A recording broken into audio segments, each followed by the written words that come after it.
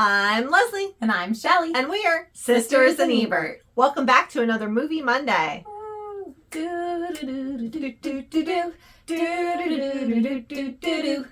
right. Matilda! Back to School continues with this classic, adapted from the Roald Dahl novel. Which I never read. I did. I read like parts of it, but it was kind of like dark. I don't know. Like, I have it. I know. I got it as a birthday That's why present. I tried to read it as a kid because we had it. Yeah, I got it. I couldn't quite connect. I got it for like my 10th birthday, I think. Yeah, I was a little too young when I tried to read it, and then I never picked it back up. It was good. I mean, all of Roald Dahl stuff is a little... Yeah, like it's a little... Just like James and the Giant Peach and stuff like that. Yeah.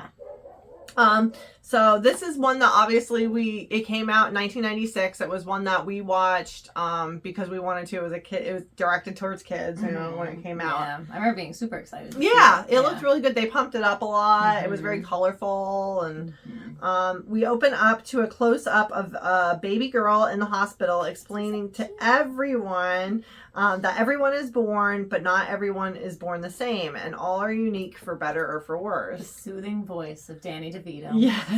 Who had a lot of roles in this movie. Yes, he did. Yeah. Next is Harry and Zinnia Wormwood complaining what a waste of time birthing Matilda was outside the hospital as they drive home erratically with the car seat without the car seat strapped in. She's just sliding around in the back of a station wagon. Yeah. She's strapped into the car seat, but the car seat's not strapped into the car. Not in any way. They live in a very nice house in a very nice neighborhood, but we're not very nice people. No, They ignore their daughter constantly, even leaving her in the car right after birth, which that's like the most stressful ride ever when you have a baby. Not for the Wormwoods. And also, what's Mrs. Wormwood? I can't think. Zinnia. Like, she's just trotting around like she didn't just have a baby. Like, she's trotting around like the royal family. Woo! Parading out afterwards in like hot pants. Yeah, she was looking fine. So yeah, I did not look like that. No, I looked like the Trunchbull. Yeah, I looked worse than the Trunchbull. Spoiler, Trunchbull's coming. So they totally miss Matilda's extraordinary intelligence and talents. Writing her name at several months old in spilled pudding or spilled green beans or like pureed green beans or whatever. Yeah, learning to take care of herself by age 2. She's left alone each day, and as her dad sells used cars and her mother goes to play bingo. Yeah, and she's able to cook for herself by age 4 and asks for a book after reading all the magazines in the house, but is denied. Yeah. Poor little I know. So sweet. The next day, she sets off to the library alone and started walking 10 blocks to the library daily at 4 years old by herself. I always love this scene, though. Like, she's pulling, like, her wagon. It just made me so anxious watching it as a parent. I remember thinking, like, wouldn't that be so cool to go to the library by yourself as a kid? And she didn't start out going by herself because she didn't know you could take the books out of the library. She just thought you had to read them. So later, she takes her nice librarian was like, you can have your very own library car. Yeah, and take them out. It did make it seem like a super exciting world. Like, it made reading seem really cool. Yeah. It was a good movie for that purpose. Was a good thing for kids because especially like at these ages, like in elementary age, some kids really like it and some kids really don't. Yeah. She learned to be able to that she's able to take books home after a few weeks and was comforted by books and moved on to adult books after she read all the books in the children's section. And it was all big children's section. This was a nice huge library. This was like Zorro's shaking the camera. Hi, Zorro. You want to be on camera? First, he was, you guys missed it before we started filming, he was trying to eat the cord for our lighting, and now this. He's feeling sassy today. He's sassy, yeah. So, okay. Her dad thinks that Matilda is 4, but she's 6.5. We flash forward. 6.5, Daddy. You're 4! and then they take it to the mom. She's 6.5. I'm 4. 5 then. She just like splits the difference. It, but yeah, you said I'm 4. Oh yeah, sorry. She's 4. Yeah. And so she just settles in the middle. 5 then. Matilda wants to start school, and that's where all this came up. It's also, we didn't know, she has an older brother. She does. They treat nicely. Like a king, because he's a boy. And he fits their lifestyle. Like, he's fine with the TV. I don't know how he survived to this point, though. Like, how did... I think it's because he's a boy. But so they took care of him? Because they wanted a junior. I guess. And that's... Yeah. I don't know. But, because didn't they the say... newborn stage. How did he get past? Yeah, that's true. But dad needs her at home. He doesn't want her to go to school to sign for packages. Yeah, he gets packages all day. And this is 1996. He's getting packages. Nobody got packages in 1996. Yeah. If you did, it was like you ordered from Eddie Bauer or you ordered from a catalog. A catalog. Yeah. So Dad says when a person is bad, they must be punished. But he meant to say when a child is bad. And when he felt Matilda was being a smart aleck. So the next day, Matilda punishes her father with peroxide in his hair. So she gets this whole moral dilemma of oh well, if he's bad, he's being naughty, I can punish him. And he prides himself on his appearance because he's a used car salesman. And let's picture Danny DeVito here. Love Danny DeVito. I love Danny DeVito. And he is the sweetest man ever. He is. But he's like Frank Reynolds. I mean, he's like Frank Reynolds now. Not in the beginning Frank Reynolds. If anybody watches Always Sunny. He's put together in the beginning and then he slowly deteriorates. He's not great here. You know? Right. He is definitely that stereotypical used car salesman. Slicked back, well-oiled hair is what he was explaining to his son. You need well-oiled hair and he looks like he has a strong smell of cologne. Yes. And he's always wearing these 70s style suits that you probably got at a thrift shop. So okay, so she puts peroxide in his hair, which turns it orange. And then Harry comes out saying they are going to diddle the customer that day. I said, Frank. What a phrase. Frank and discovers Frank and the beauty pageant from Always Sunny. It was a foreshadowing. And he discovers... You don't watch Always Sunny. Yeah, please do. Look up Frank Reynolds' Little Beauties. Little Beauties. So Frank, so he discovers his hair has been dyed. Mm-hmm. So he freaks out, but he sells crooked cars with stolen car parts, and the feds are on to him. And Pee Wee Herman, Paul Rubin, it makes a cameo in this movie as one of the FBI agents sitting in a car outside their house, very poorly tailing him too, very obvious. They got big binoculars, but they're playing a song from Pee Wee's Big Adventure. If you listen, in the car. I didn't notice. Which song? I don't remember now. I don't remember. I have to look back. I can't. But I remember that being that's the song. Oh, I'll have to watch it again because I didn't notice it when I rewatched it. Okay, so Matilda is upset that her father is a crook, and she puts super glue in the hat that Harry uses. For his car sales. Yeah. Because it makes him look suave. It makes him look... It does. So he thinks. Yeah. Oh, yeah. But the super glue is what Harry uses on the car parts. To, hold it together enough to, get let them drive off the lot, drive off the lot. Sorry, can't return them. Yep. Crappy car. So he's selling a bunch of lemons. Mm-hmm. He's showing his kids too, how to turn back odometers. He's just using the glue to put on a new bumper to make it look presentable, things like that. And that's what all his packages are. These stolen car parts. Stolen car parts. Mm-hmm. So they watch TV at dinner with John Lovett's cameo that is never addressed on this TV game show. Yeah, he's the host, right? Yeah, he's the host of the game show. And Harry rips Matilda's book and forces her to watch the TV. She becomes so angry and frustrated that she makes the TV explode somehow. And Harry says the TV's not cheap; it was stolen because the wife is like, this stupid cheap TV is not cheap; it was stolen. So they steal a lot of things. Yes, they do. The next day, Agatha Wormwood, who is the principal of the elementary school, a private elementary school, it looks like, buys a car from Harry and gets Matilda into the school at Truncham Hall, which is where she works. Cruncham Hall. Her name's not Trunchbull? No, it's Agatha Wormwood. They just call her the Trunchbull. But why? I don't know.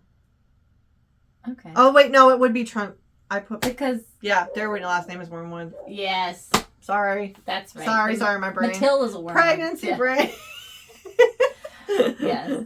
Agatha Trunchbull comes to see Harry Wormwood. My bad. These names are kind of outlandish. But it's Roald Dahl for you. So. Yep. They were true to the novel. Mm-hmm. Yes. Mm-hmm. So Trunchbull believes in beating kids and uses a variety of sadistic punishments on students. Parents never believe the kids. So Harry loves her. Yeah, he thinks she's like God's gift to education. He's like, this sounds like a great school. Guess what? I got a little one who's been up my bottom trying to get to school. And she doesn't question why Matilda's not in school either. Like, nobody is. Right, today... Good luck getting CPS off of you. Yeah. You'd be... Especially the librarian. Right, the librarian sees Matilda every day. She knows what school hours are. She's a librarian. Anyways, Trunchbull was an Olympian. Shot put, javelin, hammer throw. So, and, yes. And I have it on the back, too. Oh my goodness, look at that. No hammer on there, though. No hammer. Well, it was high school. They didn't let you throw the hammer in high school. I did at one throwing camp. We were throwers. Yeah, we were throwers. We did. So we always kind of liked the trunch. Because like, oh, you don't hear about throwing much in regular media. Of course, they made it like an ogre doing it. Butchy, big, mean old lady. Who wasn't really that old appearing now watching it. They dress her up, but you can tell she's probably in her late 30s, early 40s when she played the role. We're probably older than her. We should have looked this up. Do I want to know? So, the worst punishment that she does is the Chokey, which is like this, tiny little pantry. Closet with spikes and glass and shards of... They close you so you can't move because if you do, you're going to get spiked. For children, elementary age children. But, yeah, so we all watch, or all the kids watch as she hammer throws a young girl by her pigtails. Yeah, yeah. Amanda. What are those hanging by your ears? My pigtails. Are you a pig, Amanda? My mommy says they are sweet. Your mommy says they're sweet. Yeah, and then she hurls her into the flower bed. Flower field. But Matilda, with her mind of... Because she was just going to, chuck her. Yeah, she was going to be... But Matilda has this magical power that she doesn't really understand. Right. She knows sometimes she can do it. Yeah. I feel like we didn't address this enough. We just glazed over it. Yeah. Well, she's still figuring it out. Yeah, but she has powers that she can control things. With her mind. With her eyes. Yeah. Yeah. So she saves Amanda's life. Yeah. Thank goodness. And she just holds up flowers like, yay. Yeah. She brings a bouquet to Miss Honey. And everybody's okay with it. I feel like Trunch would go after her again then and be like, I didn't finish. Yeah. Miss Honey is Matilda's teacher, who's very sweet but has a rough home life and deep secrets. Oh, yes. It's very secretive. Yeah. And we're dying to know the mystery. Mm-hmm. But she is the sweetest teacher you'd ever want in the world. And, of course, Matilda's so scared going into the classroom. What's my teacher because she saw what Trunchbull was like. And yeah. Miss Honey is just amazing. And she, changes her classroom, pulls down all these hidden things so it looks nice and homey and, a beautiful classroom. It has color in it. Yeah, so then when the Trunch comes, they can just quick roll everything when it's up to Trunchbull, it has to be, just chalkboards, black and white, gray. Yes, it's very military. Bland. Yeah, yes. Not even. It's it's worse than military. Yeah. Nazi military.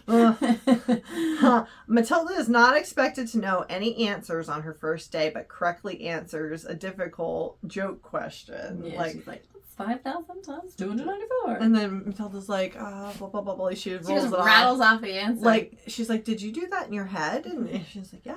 Miss Honey had to check it. She was like, I need to write this out. Yeah. This is too hard. Because you have to do it. Yeah, it's a giant multiplication problem that nobody would be able to do by 6.5. Yeah. Or at 38. Yeah. I would need a pen and a paper too. Okay. So Miss Honey goes to see Miss Trunchbull about Matilda and lets her know that she is gifted. But the Trunchbull thinks that Miss Honey just can't handle Matilda. She thinks she's a real bad kid because of who her dad is. Well, and her dad said that she was a real brat. So she thinks that Miss Honey's trying to pawn her off on another teacher. And so there's obviously a difficult relationship between Miss Honey and Miss Trunchbull, who is throwing darts at children's pictures on the back of the door. And Miss Honey almost gets one in the face when she opens the door. Even though Trunchbull told her, come in. Yeah, she knocked and said, come in. And then as she opens the door, the dart comes flying by. Yeah. Matilda's mother doesn't care at all about her day. Like, when she comes home from school, she just cares about her bingo. I think it's like, how are none of these kids' parents accountable? Right. Like, that none of them went home and said, like, I was in the Chokey today. And Amanda, I got chucked into a flower field. Her field. mommy loves her enough to put pigtails and make her look sweet. My mommy thinks they're sweet. There's got to be some sort of relationship there where she could tell her, like, I'm being abused at school. I agree. There's like 500 kids here. Nobody squeals. It's not, I mean, it's a small school, but it's not a teeny tiny school. There's enough students. Yeah, it's kind of bizarre. But again, this is like that, you know, that negative outlook on from the novel. Matilda's mother doesn't care about her day at all. Miss Honey comes to the Wormwood house to tell parents that Matilda is gifted, and the parents don't care. Right over their head. They're like, okay, bye. What are you trying to sell, honey? And she leaves a book for Matilda on the sly, like by the door, so the parents don't notice that she, left it. There's an assembly the next day for school, which is an unexpected assembly. My favorite part of the whole movie. Bruce Bogtrotter is punished for taking Trunchbull's piece of cake and forced to eat this whole giant chocolate cake. It was a dream. Really. That Cookie brings out with her blood, sweat, and tears. She's wiping her mouth. Ow. She's like muttering under her breath, like, "Come on, children!" Like, she's like a witch, or what you would, like stereotypical, like what you would picture as like the witch from Hansel and Gretel or something. Like, I said the kids cheer Bruce on, and he eats the whole thing. Come on, Bruce, you can do it. He probably gets diabetes after doing it. This thing was huge. It was like this big. It was huge. It was meant to feed like the elementary school. The entire elementary school. Probably for 2 days. Yeah, probably. I just love when my kids watch this. My littlest was 2, and then she would pretend to be Bruce all the time. She couldn't really talk that much. She just, me Bruce. Bruce. Hum, hum, hum. Now, was he also the boy from The Wedding Singer? Yes. Yeah. Yes. From the dance with Julia Gulia. Yeah. Yes. I thought so. And if you've seen him now, he's like super ripped now. Like he was like always the fat chunky kid in the kids movies, but he got because they did a reunion not too long ago where all the cast got together and he was looking nice.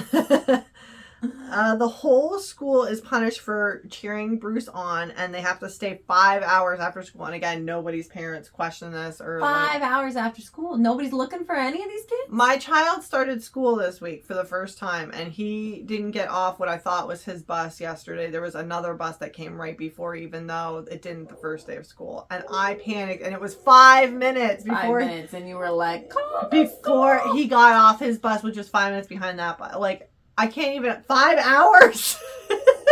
And like Matilda walks in, they're like, why are you so late? Yeah. Like they're mad at her, not like, oh my gosh, were you dead in a ditch somewhere? Right. Or we didn't call your principal or anything.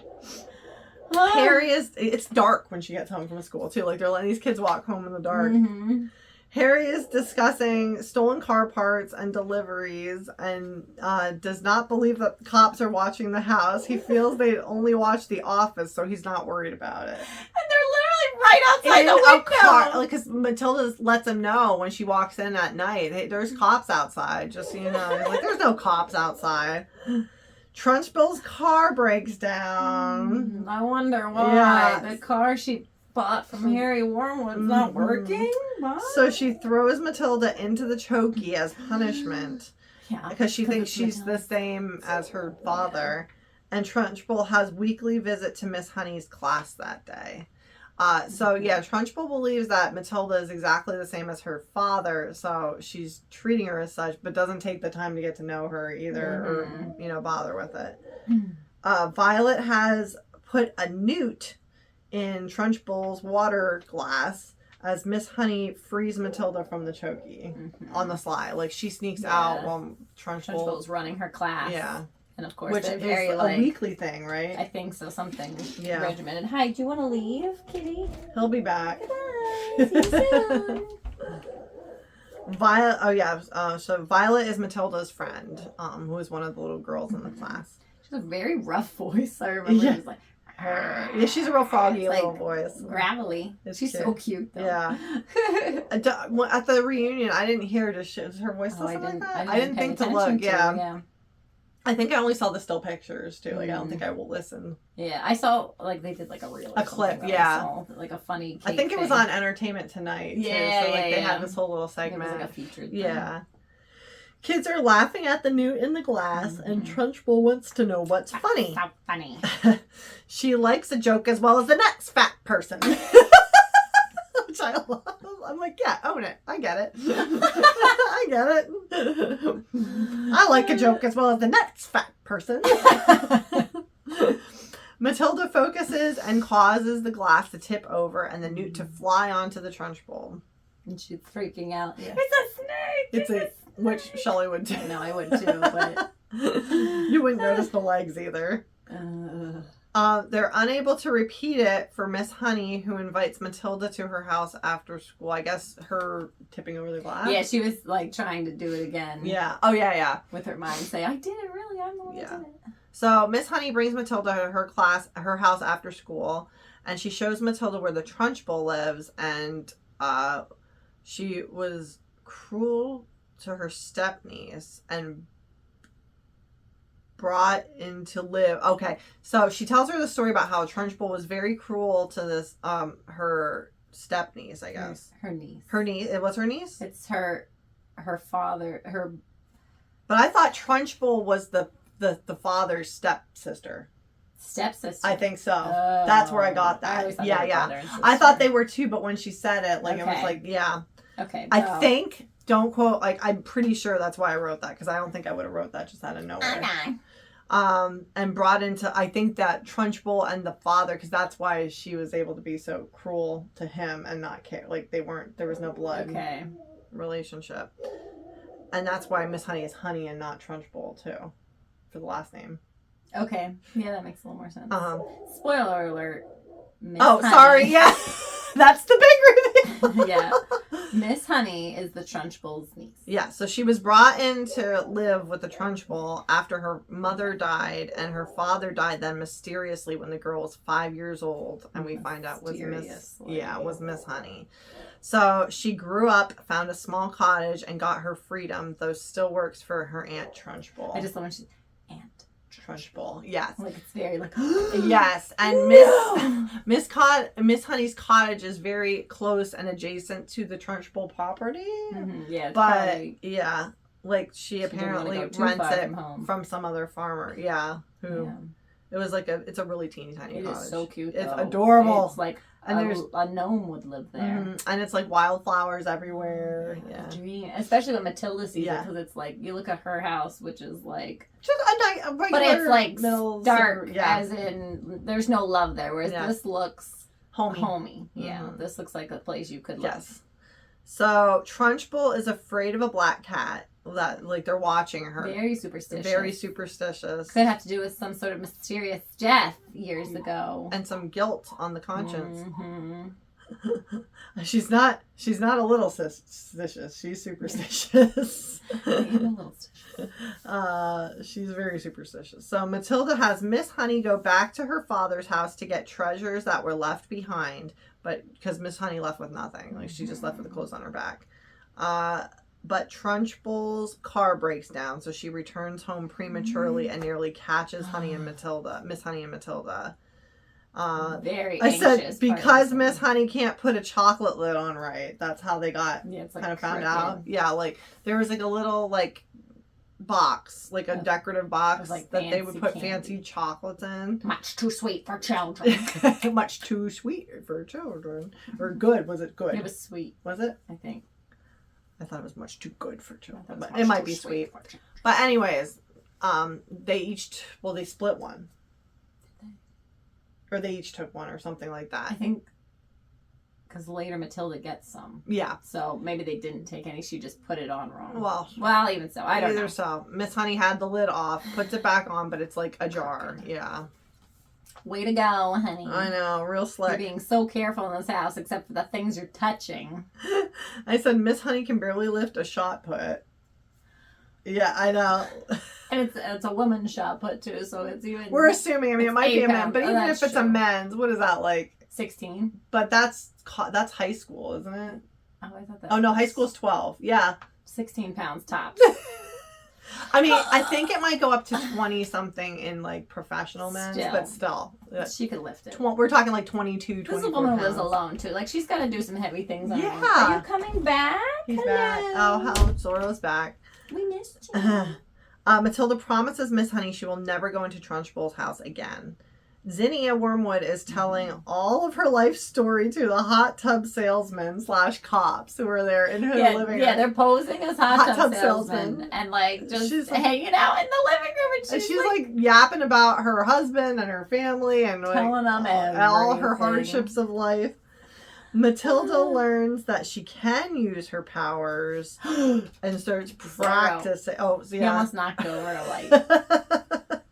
Sorry, I couldn't hide my fear. I was picturing it all going. She learns, anyways, Matilda learns she can use her powers when being yelled at and starts practicing daily to move things around. She learns to control her powers, to move things with her mind, and the cops go into the Wormwood garage without a warrant. Which, that seems sus, especially since they're FBI. They're not just like local cops. And Matilda confronts them and steals the tape in the tape recorder, but decides to get vengeance for Miss Honey next. So they had like a tape recorder that they were using, like a video cassette recorder. Yeah. And she gets, or was it, no, yeah, it was audio. Because he was like, he was recording audio. So she uses her powers though to like, while she's distracting the cops, to like pull it out. The tape. Yeah, because he was like saying everything that was in there and it was incriminating against Harry. Which I also didn't understand why Matilda's protecting her father.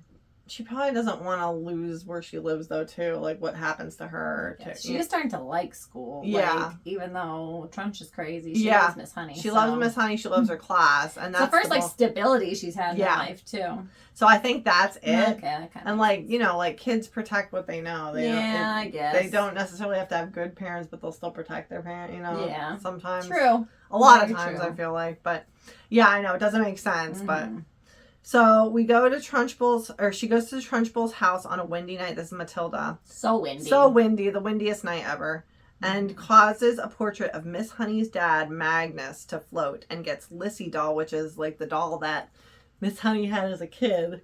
That's like her big treasure. She gets Lissy doll out the window, like with her powers. Which I think that painting was modeled after Roald Dahl. I think you're right. Yeah, I think you're right. And because she asked Miss Honey the day before or that morning or something, like about some things, like what was your dad's name? Yeah, you know, like so she got all this insider little tidbits that would be enough to like that scare no one somebody. else would know. She has the portrait go downstairs by Trunchbull and switches it out with the Trunchbull portrait of herself. Yeah. And shot puts all go bouncing downstairs and the clock keeps hitting 1 hour chime after next and takes, she takes 2 chocolates too, but leaves behind her hair ribbon in the tree. Yeah, like got stuck in the blue. Yeah. It was a blue ribbon. And, again, she was having like the clock just chime, like, was it supposed to be like his death time? I don't know, like menacingly. Yeah. It was know how a clock sounds on a windy night. It was a big grandfather. You can imagine. It was a big grandfather clock too. It wasn't like a little alarm clock. Yeah. That would be annoying too.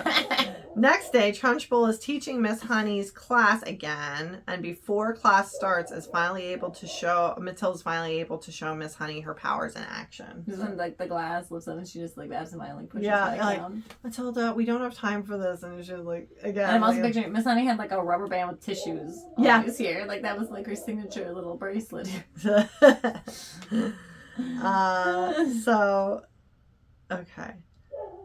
So Matilda reveals to the class that Miss Honey is Trunchbull's niece. But, yeah. And with the chalk and blinds start moving on their own as a message from Magnus appears on the chalkboard, but it's Matilda with her powers. And it says, leave, what was her honeybee? Was it honeybee is her? Oh shoot, what was her nickname? What the dad called her. I think it's honeybee. It might be. I don't know. Leave my, honey, like whatever alone. Yeah, and, it's basically it was just like the chalk was writing all this out on the board. They used a magnet. Yeah. Oh, really? Yeah, to get the effect. Yeah, because you had to use still practical effects here. This was pre-CGI. So I love that. I love practical effects. I think it's so much better than CGI, but that's my belief. I'm old school like that. So Trunchbull briefly is knocked out with, was it the erasers? What knocked her out? Probably, because they were like clapping. Yeah. Or was it the big poury thing? The pitcher. Pitcher, yeah. It might have been. Because that was like a big heavy duty metal thing too. I don't remember what knocked her out either, but, she's briefly knocked out, but comes to and throws a child who flies with Matilda's powers and returns safely inside. So like she does like loop-de-loops and comes back in. Yeah. Trunchbull also tries to attack Violet, but fails with Matilda's help. All the kids attack Trunchbull with lunches and drive her away for good in her junkie car. The entire school comes out. Yeah, they all like all getting ready to throw apples and bananas and junk at her. She gone. She can't stay. Yeah, she left. That was enough. Yeah, I would feel a little haunted. I'd have to move to. But you're not the Trunchbull. I'm surprised that was enough to like shoo her away. But I guess should have thrown the ghost into the Chokey. Yeah. That's the sequel. Get in here. Miss Honey moved into her father's house, and Matilda visits as her parents come to get Matilda. The family is fleeing the feds. The feds are after her dad, and he's about to get arrested. He's like going to Mexico or something. like someplace. They said it. I forget. Yeah, I forget where. It was someplace exotic. Yeah, it was like they were going, and the parents get to agree to Miss Honey adopting Matilda. Matilda has papers for adoption because she's like, well, we can't wait for all that. And Matilda's had papers for adoption since she was big enough to Xerox. She's like, I've got them right here. And just whips them out from the library. I'm sure that's where that easy. I know, right? There's no notary. No, nothing. They just sign on like her back. Yeah, like they use her as a table. Yep. Parents agree and sign the adoption papers and get away. Matilda and Miss Honey live happily ever after, and Miss Honey becomes the principal of Crunchum Hall. And Matilda and her both get what they always wanted, a loving family. Matilda never had to use her powers again. Well, almost never. She never had to use them, but he likes to use them. Yeah. I mean, who wouldn't? I know, right? So that's the end of the movie. So sweet. Yes. But watching back, super scary. It is. I think we saw this at the drive-in. What? I think we did. I don't remember that. We used to go quite frequently to the drive. There's a drive-in about 10 minutes or less from our house. Still operating. Mm-hmm. Yeah, it's one of close by. I know. The one's the oldest one in the country, isn't it? Something like that. Yeah, it's like recognized last year for whatever. But they're like, this is scary for kids. Yeah. I don't remember being that scared. But watching it with my kids, I was like, oh, don't watch this part. You'll be scared. Don't. Mine are little weird kids, but still. I was going to say, my kids wouldn't bat an eye. This boring. No, I'm hoping when he's older and my daughter's old enough that they'll be into stuff like this. Because my daughter's only 2. My older liked it, but of course the 2-year-old was afraid when she watched it. Yeah, I bet. Now she's 3.5 now, and she will not doesn't want anything to do with it. Really? No Bruce. No Bruce. She likes Bruce. That's the only part she likes. Okay. Do you want to give the fun facts? I was kind of filtering them in. Okay. I know what yours are. They're not very fun. They're not very fun, but they're nice. Yes. To know. So, the only ones that I have, this film was directed and produced by Danny DeVito, and his wife, he also played Harry Wormwood, and then Rhea Perlman is who played Zinnia Wormwood, and they were married in real life at the time too. And now they're not married anymore, but they still have a really nice relationship. Yeah, and I don't think they're legally divorced. I think really? No, I think they're just separated. So, but they're still like, and they have kids. Yeah, they're chummy. Very nice together. Yes. I do like them together, and I like them both as actors too. Yeah, they're both really fun. Rhea Perlman's probably known for, was she in Taxi and Cheers? I think. I know Danny DeVito was in Taxi. Was she in Taxi too? I don't know. She was definitely in Cheers. Yes. She was Carla in Cheers. I haven't watched Cheers. I need to because I feel like I'd probably enjoy it now. I remember I was too little when they it first were was on on. Nick at Night when we were kids. Yeah. And Taxi was on. We're like, Taxi. Boring. Like we never wanted to watch my it. mom liked Taxi. Yeah. She'd be like, "That's just a good show." And we're like, we're not giving it a chance. Yeah. But now we love. Well, the world loves Danny DeVito, but like we love him from Always Sunny in Philadelphia. But so Mara Wilson, who played Matilda, her mother was very sick with cancer when they were filming this movie, and I guess they said it was like a good distraction for her to be filming this, while her mom was undergoing treatments and everything. But her mom did pass shortly after filming Wrapped. Now Danny DeVito got Mara Wilson's mom a copy of the movie to see before she passed away. It was like uncut. Yeah. Oh, it was all there, but it was like probably more than what. Yeah, like it wasn't trimmed down. Yeah.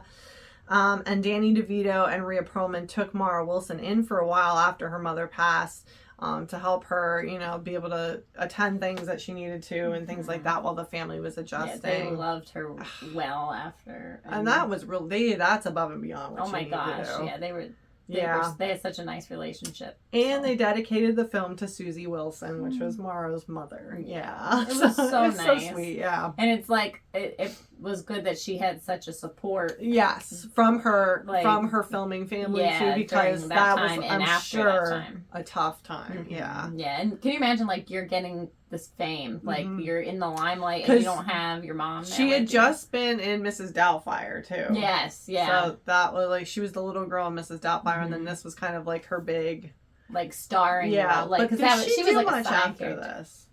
I don't think so. I know she had anxiety. Yeah. And I years. think I know she wanted to go to school too. She went to college. She didn't want to just stay in the acting world. So I think she might have. She did something else too. But I can't think. She might have done other things behind the camera too, because I feel like that's what she got her degree into. Oh yeah, something like that. Yeah. Or something. Yeah. But yeah, I mean, not the funnest facts, but just really sweet to know, it was a family. Yeah, not that everybody was so kind to each other. Yeah, that's really nice to see, especially when you're dealing with all these kids. There's a large kid, actor group in this movie. So and the fact that they still all came back together 2 years ago or whatever. And that's so. I love when things do that, and you can see how everybody changed, and they reminisce about it, and you get all these little insider facts. Yeah, so and fun, nice. that how much fun they had with it. So it was good, and especially when you hear bad things about child actors. Yeah, this is really nice when they have a good experience. Yeah. Do you have anything else that you want to share? No, I think that's about it. But we love this movie. This was a summer movie. Not summer of movies, but I remember this came out in the summer, and it was in all the theaters. Are you trying to leave again? Again. We'll stay. And if you read the book, it's pretty true to the book. That's I think what makes it good. When a film is true to the book. Yeah, that's always nice when that happens. Yeah, I think So, again, I really love this movie as a kid, and I liked it as an adult. I did too. I think it holds up as being entertaining. It's entertaining for grown-ups too. Yeah. So. Oh yeah. I think I got a lot more out of it as an adult. I didn't understand some of the little jokes and stuff. Yeah. But I didn't understand Pee-wee's part in it too, yes, Paul Rubens part. I now cops, understand. I know, but I was like, why? Okay. Go arrest him. Yeah, exactly. Now I see why. But we thank you for joining us today for another Movie Monday. Did you see this movie? Have you seen this movie? Hello. Our third co-star is here. It's a butt. It's a butt.